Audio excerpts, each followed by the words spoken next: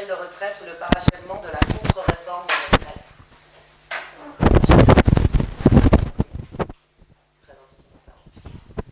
Merci. Moi, je suis sociologue à l'université de Lorraine, à Nancy. Donc, je vais présenter la contre-réforme des retraites, telle qu'elle se déploie depuis une trentaine d'années. Claire va insister sur la réforme de l'assurance chômage et Bernard fera du Bernard, c'est-à-dire une synthèse qui va insister sur les enjeux salariaux, sur les enjeux en termes de salaire, de transformation là, depuis une trentaine d'années et de ce qui se passe actuellement. Il n'y a pas de micro. Est-ce que tout le monde entend bien? Ouais, hein. Non, vous voulez que je parle dans le micro? Le micro est branché, donc normalement c'est bon. Ça c'est mieux tout de suite. D'accord. De toute façon, là j'ai pas réellement commencé. On coupera ça au montage. Donc je reprends parce que j'ai donné 30 minutes. C'est parti. Alors, donc, qu'est-ce que la réforme ou la contre-réforme des retraites qui débute à la fin des années 1980 et que Macron, avec son projet de loi, son projet de système universel, entend parachever. Alors pour les besoins de l'exposé, je vais présenter cette contre-réforme suivant trois aspects. Bien entendu, ces trois aspects sont entremêlés. Comme je le disais à l'instant, on va voir ensuite avec Claire les liens possibles avec la réforme de l'assurance chômage. Et puis Bernard insistera sur l'enjeu salarial sous-estimé dans le champ des retraites et bien sûr plus généralement, puisque cet enjeu dépasse la question des retraites. Alors moi pour le moment, je vais rappeler là juste très rapidement en guise d'introduction, et on aura, j'insiste, l'occasion d'y revenir, en guise d'introduction, je rappelle juste que nous sommes face à une tentative de transformation de la répartition. Alors la répartition, c'est quoi? La répartition en tant que flux de prestations sociales, de cotisations sociales, c'est ce qui anime la protection sociale. Nous sommes face donc à une transformation de la répartition qui est le mécanisme par lequel une pension de retraite, comme continuation du salaire, se déploie jusqu'à présenter aujourd'hui les 2/3 des prestations vieillesse. Et donc on entre là dans le champ du salaire à la qualification personnelle. L'enjeu c'est très très important parce que c'est rien moins que la reconnaissance possible du temps libre et du travail libre des retraités, donc c'est fondamental. Et la répartition telle que Philippe Macron essaye de la mettre en place, et la réforme et la contre-réforme plus généralement, elle est tout autre. Cette répartition devient le support d'un revenu différé de cotisation point, je préciserai, c'est-à-dire une pension basée sur la stricte reconnaissance du travail accompli hier, du travail subordonné d'hier, et où le retraité, là en l'occurrence, être de besoin, est renvoyé à son inutilité et à son improductivité. Alors, ces trois aspects de la contre-réforme des retraites, ils sont les suivants, je les donne pour vous donner le plan d'intervention. Le premier aspect, c'est en finir avec un âge repère collectif pour étendre la subordination du travail. Le deuxième aspect, c'est en finir avec la référence au salaire au pluriel et au meilleur salaire pour baisser la pension de toutes et tous. Et le troisième aspect, c'est une solidarité nationale pour les pauvres et une épargne financière pour les riches. Voilà les trois aspects que je vais développer maintenant. Alors, premier aspect, en finir avec un âge repère collectif pour étendre la subordination du travail. Ce qu'on peut appeler les réformateurs entendent, en suivant notamment les recommandations, mais ils n'ont pas besoin de la Commission européenne, ils veulent augmenter, ce sont leurs termes, le taux d'emploi des seniors. Donc autrement dit, maintenir le plus longtemps possible en situation de travail subordonné les salariés du privé comme les salariés du public.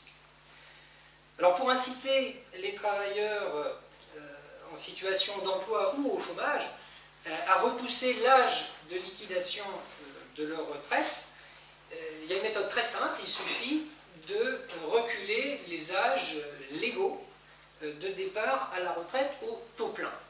Alors, tout de suite, je précise, par taux plein, on fait référence exactement à la pension de base, dans la pension du régime général, à la pension de base des salariés du privé, qui est au maximum égal à 50% du plafond de la sécurité sociale, ce qui fait en 2020 quelque chose autour de 1700 balles, 1800 balles, j'ai plus en tête le chiffre exact. Et puis, par extension, taux plein, on peut aussi penser à la retraite pleine des fonctionnaires qui fait référence à 75% du dernier traitement si vous avez une durée d'assurance complète. Voilà ce que veut dire le terme taux plein. Je sais que tout cela est un peu technique, c'est pour ça que je précise. Alors, je vous disais, on peut reculer les âges légaux de départ à la retraite. C'est le choix qui est fait par la réforme des retraites de 2010. Le taux plein est désormais possible, vous en avez entendu parler, à 67 ans et non plus à 65 ans, comme c'était le cas avant, ou alors, c'est pour ça le pluriel âge légaux, ou alors est possible à 62 ans et non plus à 60 ans, si on dispose d'une durée d'assurance qui autorise précisément le taux plein à 60-62 ans. La réforme Philippe Macron de 2020, article 10, veut supprimer l'accès au taux plein à 62 ans et à 67 ans, en inventant quelque chose qui s'appelait l'âge pivot, qui maintenant s'appelle dans la loi l'âge d'équilibre, qui fera que pour un départ avant 64 ans et plus par la suite, la retraite sera minorée. Et pour un départ après 64 ans et plus par la suite, la retraite sera majorée. Donc, in fine, et sauf, là encore je cite le projet de loi, sauf âge dérogatoire, âge d'équilibre individualisé et dérogatoire, pardon, eh bien, in fine, la possibilité pour toutes et tous d'une retraite pleine avant 64 ans, puis 65, puis 66, puis 67, etc., eh bien, cette possibilité n'existera plus. Jusqu'en 2010, les réformateurs ne se sont pas attaqués frontalement à l'âge légal, aux âges légaux du taux plein, à savoir, je vous disais, les 60-65 ans. Pour inciter les travailleurs en situation d'emploi ou non à repousser l'âge de liquidation de leur retraite, ils ont préféré rendre plus difficile la possibilité d'obtenir une retraite donc au taux plein dès 60 ans. D'où des mesures que vous connaissez, dont vous avez déjà entendu parler, je vais en rappeler deux, d'où la transformation en 1993 du mode de calcul de la pension dans le régime général et les régimes dits alignés, c'est-à-dire alignés sur le régime général. Ces deux transformations, je les rappelle rapidement, c'est un salaire annuel moyen qui est calculé pour établir la pension sur 25 meilleures années et non plus 10 meilleures années. Et la deuxième mesure importante, c'est que la durée d'assurance pour bénéficier du taux plein avant 65 ans est portée de 150 à 160 trimestres pour 2008. Donc, cette réforme de l'été 1993, elle vise donc à la fois à diminuer le montant du salaire annuel moyen à partir duquel la pension de base va être calculée, et elle vise, cette réforme, à rendre plus difficile l'obtention du taux plein avant 65 ans, en augmentant, vous m'avez suivi, de 10 le nombre de trimestres nécessaires pour avoir donc le max de pension. Pourquoi c'est important? Parce que ça va continuer ensuite. C'est pour vous montrer toute la cohérence des réformes qui s'accumulent. La loi de l'été 2003, maintenant, 10 ans plus tard, elle va étendre cela aux fonctionnaires. C'est-à-dire que les fonctionnaires devront valider une durée de 160 trimestres pour avoir une retraite complète. Et surtout, cette loi de 2003 elle fait quelque chose de très important que vous allez retrouver dans la loi de 2020, celle qui arrive là, si elle est adoptée. Elle inscrit dans le marbre qu'une bonne partie des gains d'espérance de vie à 60 ans devra se traduire, non pas en temps de retraite supplémentaire, mais surtout en temps de travail en plus. Durant l'été 2008, je continue, la décision est prise de porter cette durée d'assurance, qui est à 160 trimestres désormais, à 164 trimestres en 2012. Puis Hérault et Touraine, en 2013, la loi est votée tout début 2014, en 2013 vont plus loin, en portant cette durée d'assurance, non plus à 164 trimestres, mais à 172 trimestres pour 2035. Donc on arrive à, faites 172 divisé par 4, on arrive à 43. Donc pour un droit à une retraite pleine, en début de soixantaine, la référence à une carrière dans l'emploi et tous ces aléas, la référence donc à une carrière et tous ces aléas de 43 années, et non plus, j'insiste, 30 années, comme c'était le cas dans les années 1970. Eh bien cette référence à 43 années est évidemment très pénalisante pour toutes les personnes qui n'auront pas commencé à travailler avant 18 ans, si elles veulent partir en retraite à 60 ans. Donc on comprend que l'objectif Hérault-Touraine, comme celui de Philippe Macron, avec leur âge d'équilibre évolutif, est in fine qu'il ne puisse plus, sauf exception, y avoir de retraite pleine avant la fin de la soixantaine. Et donc le problème, pour les réformateurs, il me semble, c'est que ça commence à se voir. La retraite, qui est une réussite avec la charge révolutionnaire que l'on sait et que Bernard aura l'occasion de rappeler, la retraite est chargée d'une telle positivité à un horizon de 55 et parfois même 50 ans, que cet horizon de 70 balais que les réformateurs veulent imposer, ça ne fait pas rêver. Alors comment faire passer la pilule? Eh bien, ce n'est pas seulement le taux plein, je vous disais, qui va disparaître avec la réforme, à un âge légal qui lui aussi va disparaître avec la future réforme, au profit donc d'un âge d'équilibre, individualisé, comme je viens de le dire. C'est aussi la durée d'assurance qui va disparaître, et c'est aussi la référence au salaire qui va disparaître.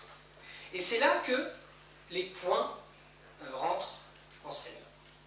Je passe au deuxième aspect de la contre-réforme, à savoir en finir avec la référence au salaire et au meilleur salaire pour baisser la pension de toutes et tous. Alors, avant que Balladur, nous sommes en 93, avant que Balladur ne modifie la règle, donc cette règle que je vais rappeler, là, le calcul de la pension de base des salariés du privé, qui se faisait, je vous l'ai dit, je fais exprès de répéter parce que je sais que c'est technique, qui se faisait sur les 10 meilleurs salaires et qui va se faire maintenant sur les 25 meilleurs salaires, eh bien,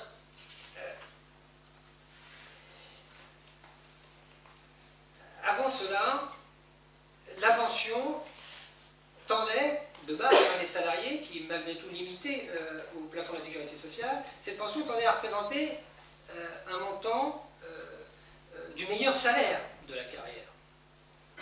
Seulement cette modification est importante, parce que quand vous prenez non plus les 10 mais les 25, c'est plus le meilleur salaire de la carrière qui est pris en compte. C'est une sorte de salaire moyen, du moins en y-temps. D'accord ? Donc ça a été une réforme une contre-réforme très très douloureuse pour la pension de base des salariés du privé. Les fonctionnaires, pour le moment, ont été épargnés par cet aspect. Pourquoi? Parce que dans le calcul de leur pension, on fait encore référence à leur meilleur salaire, c'est-à-dire le traitement des 6 derniers mois. Le système universel de retraite de Philippe Macron va plus loin. Je vous l'ai dit, comme il tend à faire disparaître la durée d'assurance, il tend aussi à faire disparaître le salaire de référence, c'est-à-dire les 25 meilleurs salaires dans le privé et les 6 derniers mois de traitement dans le public. Eh bien oui, les droits, désormais, si la réforme passe, seront calculés en points et enregistrés tout au long d'une longue carrière dans, je cite l'article 12, un compte personnel de carrière. Alors ces points, il faut bien comprendre qu'on ne connaîtra jamais leur valeur. À l'achat, il faut acheter des points, leur prix va évoluer constamment, tout au long de la carrière. Et au service, c'est-à-dire au moment où on liquide ses droits à retraite, où on reçoit ses points en monnaie sonnante et trébuchante, eh bien, la valeur sera une surprise.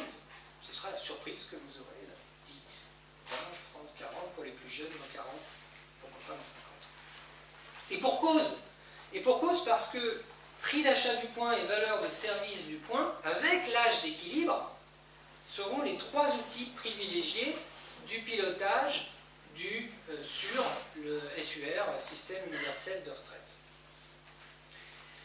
Pilotage qu'un système d'administration fantoche de la future Caisse nationale de la retraite universelle, article 55 de la loi, du projet de loi, pourra actionner suivant les recommandations, article 56 du projet de loi, une recommandation d'un comité d'expertise indépendant, je cite le texte, indépendant, c'est-à-dire très très dépendant du pouvoir politique.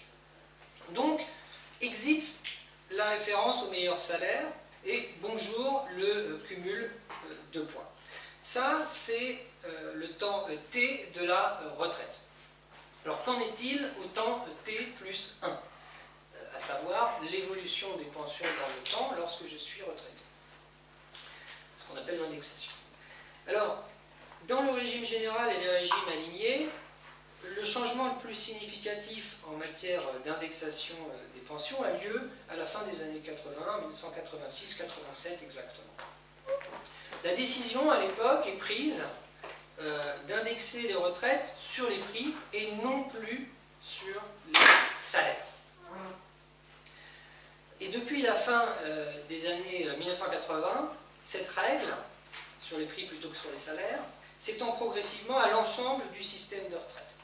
Et en la matière, eh bien, le projet Philippe Macron ne déroge pas à cette règle, puisqu'il est déjà explicitement dit, c'est l'article 11 du projet de loi, que les retraites seront revalorisées suivant des modalités d'indexation fixées sur l'inflation.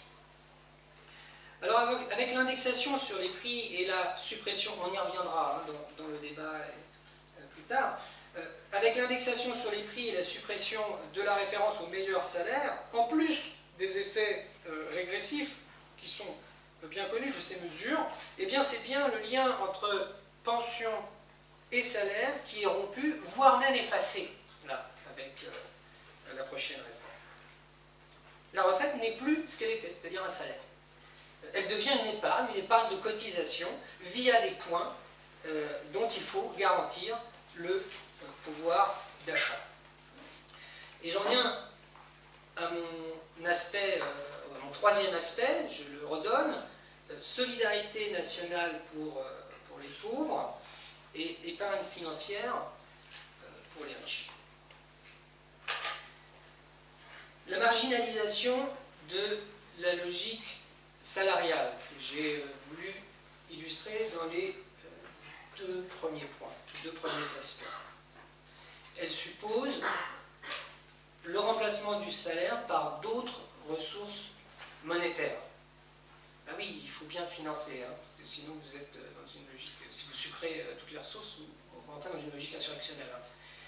Donc il faut d'autres ressources. Et c'est là qu'intervient le binôme fiscalisation ou cotisation spécifique pour les pauvres et capitalisation pour les riches, je vais préciser. Pendant plusieurs décennies, depuis la libération, un outil privilégié pour assurer l'équilibre des régimes de retraite et les droits des retraités et l'amélioration des droits des retraités a été l'augmentation des salaires en général, mais aussi l'augmentation des taux de cotisation sociale. Alors, quand on regarde ce qui se passe depuis une trentaine d'années en la matière, on est très surpris. La cotisation vieillesse patronale n'a pas augmenté de 1979 à 2006, pour être très précis. Il y a une micro-augmentation en 2006. Et on peut même constater que du fait des exonérations de cotisations patronales, pour la moitié des salariés, cette cotisation vieillesse patronale est même en recul constant depuis le milieu des années 1990. Donc il y a un gel des cotisations patronales. Il faut bien voir que ce gel des cotisations patronales est l'une des règles d'or, sous pas mes termes, du projet Philippe Macron. C'est l'article 57 où il est précisé que toute hausse du coût du travail, là encore ce ne sont pas mes termes, sera proscrite par le gouvernement. L'article 57 de l'actuel projet. Alors ce gel des taux de cotisation patronale, il met en difficulté structurelle le financement de la protection sociale, le financement du régime général, et bien sûr, il organise, plan symbolique, mais le plan symbolique, vous savez que c'est très important, il organise le recul dans la confiance dans le système de protection sociale, dans la socialisation du salaire. Je ne l'ai pas dit, j'aurais peut-être dû, qui dit régime de base, dit aussi régime complémentaire. Il y a un deuxième étage dans le système français pour les salariés du privé. Qu'est-ce qui se passe dans les régimes complémentaires? Je le dis très rapidement parce que c'est intéressant du point de vue de la présente réforme. Dans les régimes complémentaires, le gel des taux de cotisation a été beaucoup plus tardif que dans le régime général.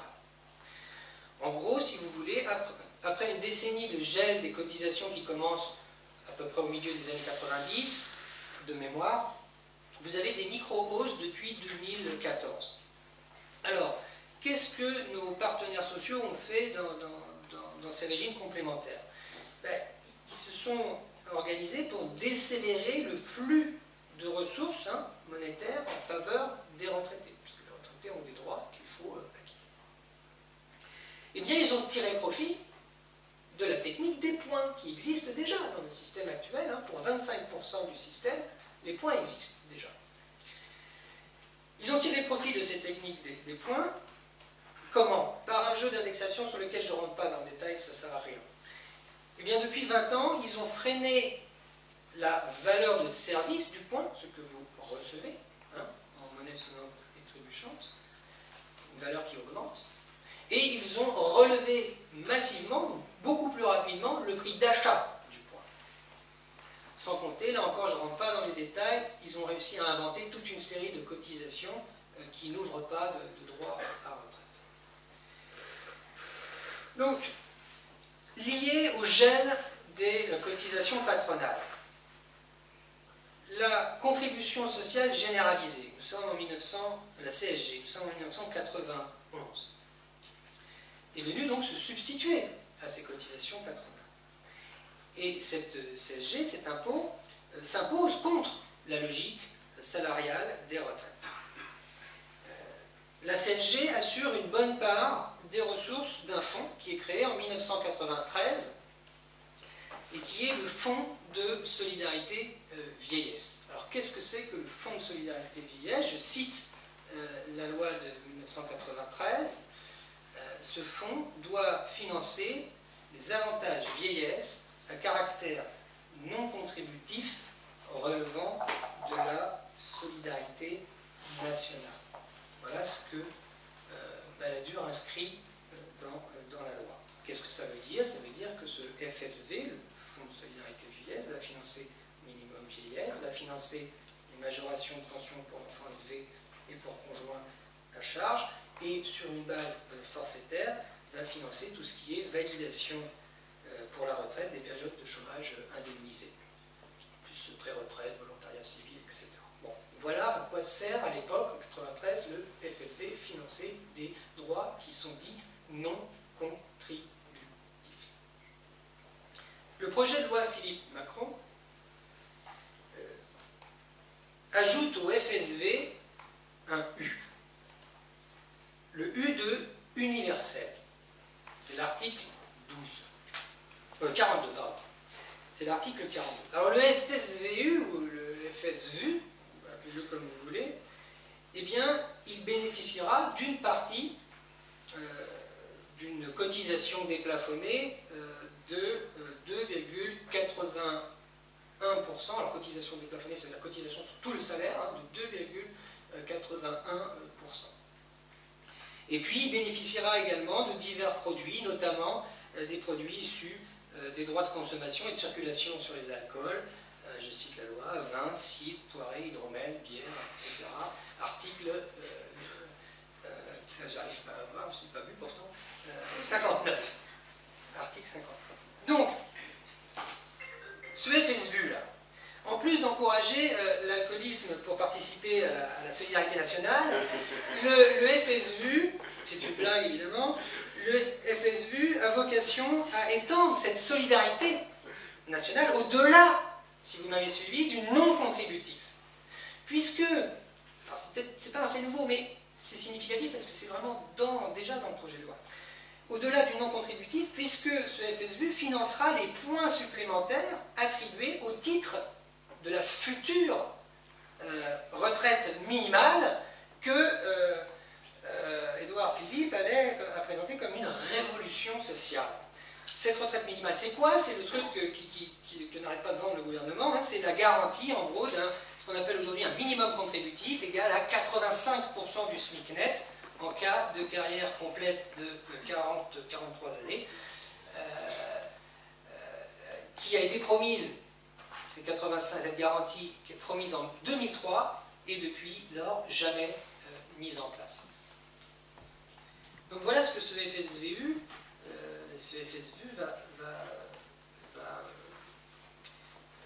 va financer en plus du reste, minimum vieillesse, etc.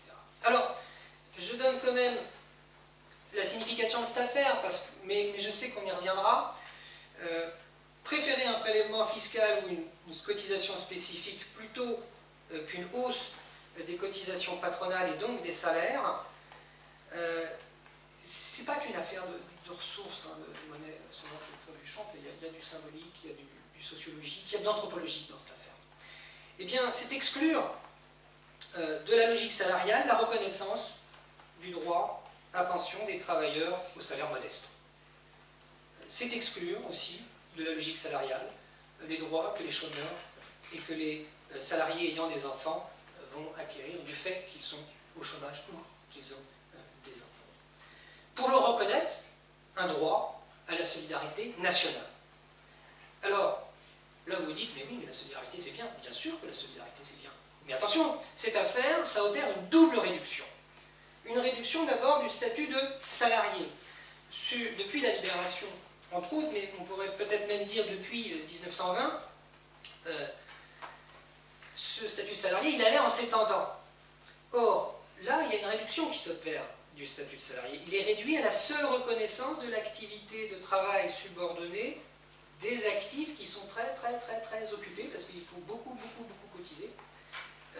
Alors que tout mouvement antérieur, je l'ai dit, mais je le répète, tant pis, étendait le statut de salarié à tout un tas de situations qui dépassent l'emploi, ou la situation d'emploi. Ça, c'est la première réduction.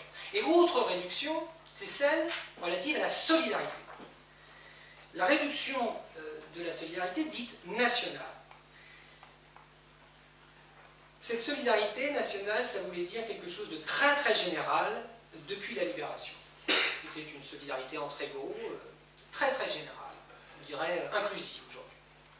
Aujourd'hui, cette solidarité nationale, donc, est réduite à être une solidarité envers des personnes et des situations ayant perdu leur référence au salaire. Et ces personnes et ces situations stigmatisées comme précaires ou comme pauvres. On les a mis dedans, on les a mises dedans. Alors que, j'insiste encore une fois, cette solidarité s'inscrivait jusqu'ici dans une logique salariale qui elle-même s'étendait à travers donc des minima, des avantages familiaux, des validations de trimestre pour chômage, d'arrêt maladie, tout ce que vous voulez, qui étaient considérés comme des droits salariaux au sens plein du terme. Pas de distinction entre contributif, non contributif, toutes ces choses. Donc poser des droits comme strictement contributifs via un cumul de points c'est identifier le retraité à sa prévoyance d'hier, et non à sa qualité de salarié émancipé du travail subordonné, et ce donc à rebours de tout le mouvement de salarisation des pensions, dont le conflit avec le binôme assistance-prévoyance n'a jamais cessé depuis plus d'un siècle. C'est faire de la retraite une prévoyance obligatoire par répartition, qui pourrait, le cas échéant, être complétée avec des produits en capitalisation. Voilà, des produits sur les marchés financiers. Donc bingo, je finis sur ce point. Le développement de la capitalisation, il est depuis plusieurs décennies, depuis la fin des années 80 au minimum, une des motivations des réformateurs. Juste un petit point de précision pour terminer. La réforme de 2003, par exemple, elle n'introduit pas pour la première fois la capitalisation dans le champ des pensions retraite, mais par contre elle la réorganise complètement, avec des choses avec des dispositifs dont vous avez peut-être déjà entendu parler, c'est le PER, le PERP et le PERCO. Mais la loi de 2003 est encore très importante parce qu'elle apporte un fondement à la capitalisation, fondement que la capitalisation n'avait pas auparavant. Elle pose la capitalisation comme un complément au régime de retraite, alors que la capitalisation phagocyte toujours les systèmes de retraite dits publics. Face au faible succès de ces trois dispositifs que j'ai rappelés, PER, PERP et PERCO, une autre loi, le 9 novembre 2010, va introduire la généralisation de la négociation d'entreprise sur l'épargne retraite.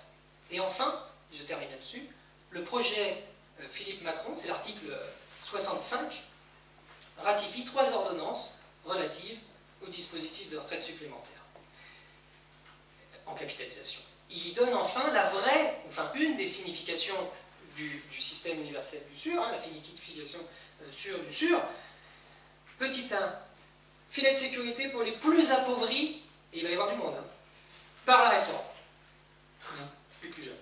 Et nous aussi, on va prendre cher. Durcissement contributif via des points pour tous les cotisants, tous ceux qui peuvent cotiser pendant plus de 40 ans. Nous, encore. Et puis, troisième point, incitation à l'épargne retraite pour les plus riches. Voilà les 3 aspects de cette contre-réforme de retraite. J'arrête là. Merci.